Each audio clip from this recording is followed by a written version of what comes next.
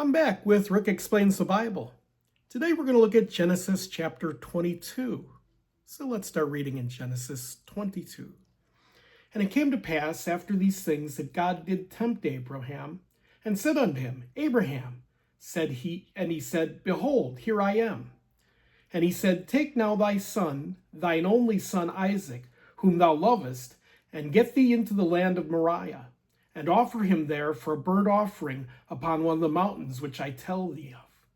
And Abraham rose early in the morning, and saddled his ass, and took 2 of his young men with him, and Isaac his son, and clave the wood for the burnt offering, and rose up, and went unto the place God had told him. Then on the 3rd day Abraham lifted up his eyes, and saw the place afar off. And Abraham said unto his young men, Abide ye here with the ass, and I and the lad will go yonder and worship, and come to you again. And Abraham took the wood and the burnt offering, and laid it upon Isaac his son, and he took the fire in his hand, and a knife, and they both went together. And Isaac spake unto Abraham his father. He said, My father. And he said, Here I am, my son. And he said, Behold, the fire and the wood, but where is the lamb for a burnt offering? And Abraham said, My son, God will provide himself a lamb for a burnt offering. So they went together, both of them together. And they came to a place which God had told them of. And Abraham built an altar there, and laid the wood in order, and bound Isaac his son, and laid him upon the altar upon the wood. And Abraham stretched forth his hand, and took the knife to slay his son. And the angel of the Lord called unto him out of heaven, and said, Abraham, Abraham. And he said, Here I am. And he said, Lay not thine hand upon the lad, neither do thou anything unto him. For now I know that thou fearest God, seeing that thou hast not withheld thy son, thine only son, from me. And Abraham lifted up his eyes, and looked, and behold, behind him a ram caught in the thicket by his horns. And Abraham went and took the ram, and offered him up for a burnt offering instead of his son. And Abraham called the name of the place Jehovah Yireh, as it is said to this day, In the mount of the Lord it shall be seen. And the angel of the Lord called unto Abraham out of heaven, and the second time, and said, By myself have I sworn, saith the Lord, for because thou hast done this thing, and hast not withheld thine son, thine only son, that in blessing I will bless thee, and in multiplying I will multiply thy seed as the stars of heaven, and the sand which is upon the seashore. And thy seed shall possess the gate of his enemies. And in thy seed shall all nations of the earth be blessed, because thou hast obeyed my voice. So, God is tempting Abraham, testing his faith. Wait, wasn't his belief counted already to him as righteousness? So why the need for a test? And what a test. No one I know, has ever read the Bible or heard this story can tell me they would sacrifice their only son. I'd like to meet anyone who's lost a child who could tell me that. Tell me about tests. So, Abraham takes his son, Isaac, on a hike, and he has fire and wood and a big knife, and his son, who has no idea what's about to happen.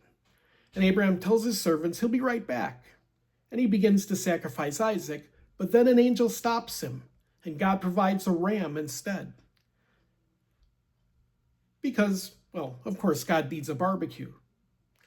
And all of this is, of course, symbolic, and really happened to Christians, Jews, and Muslims, and a whole lot of other people who believe this book. Most of them have never read.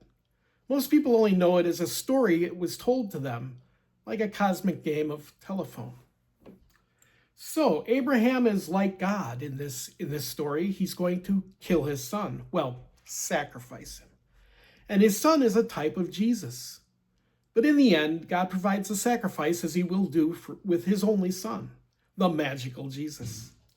So this story is real, and it's meant to teach a lesson. And it's prophecy.